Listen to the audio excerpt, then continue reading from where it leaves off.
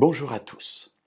Terminons aujourd'hui, si vous le voulez, cette série de 6 études sur la compréhension de ce qui s'est passé dans le livre des Actes au chapitre 15.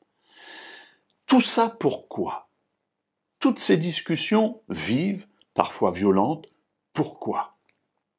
Tous ces mises en commun de réflexion, pourquoi?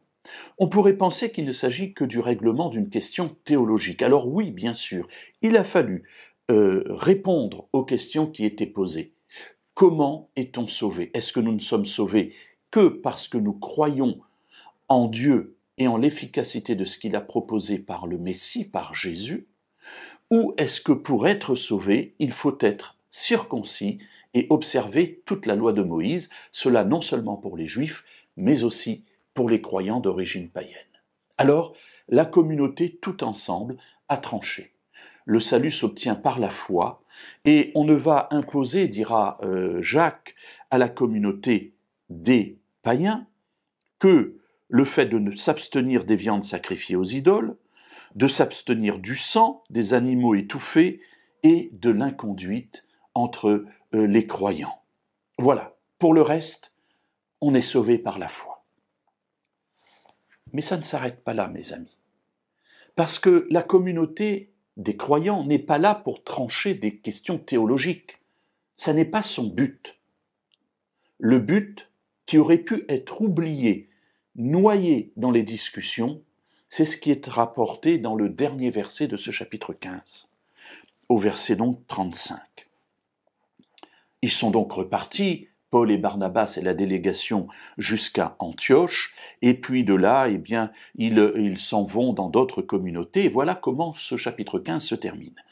Paul et Barnabas séjournèrent à Antioche, enseignant et annonçant avec beaucoup d'autres la bonne nouvelle de la parole du Seigneur.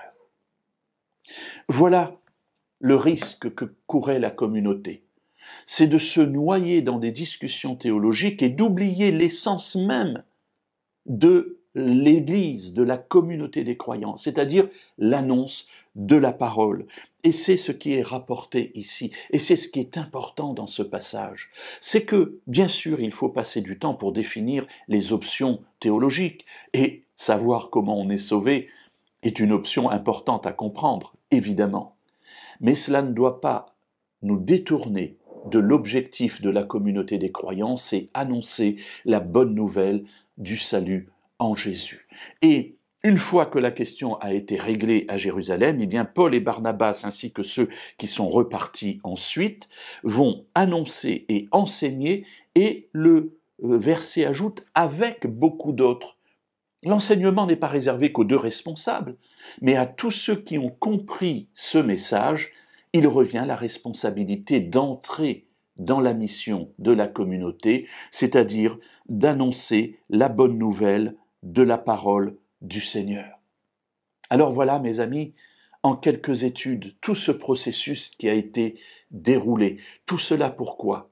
Pour que nous puissions ne jamais oublier notre objectif, qui est celui de témoigner de ce que Dieu a fait pour nous, non seulement auprès des Juifs, mais aussi auprès des païens, afin que tous parviennent à la connaissance de Dieu et héritent de la vie éternelle.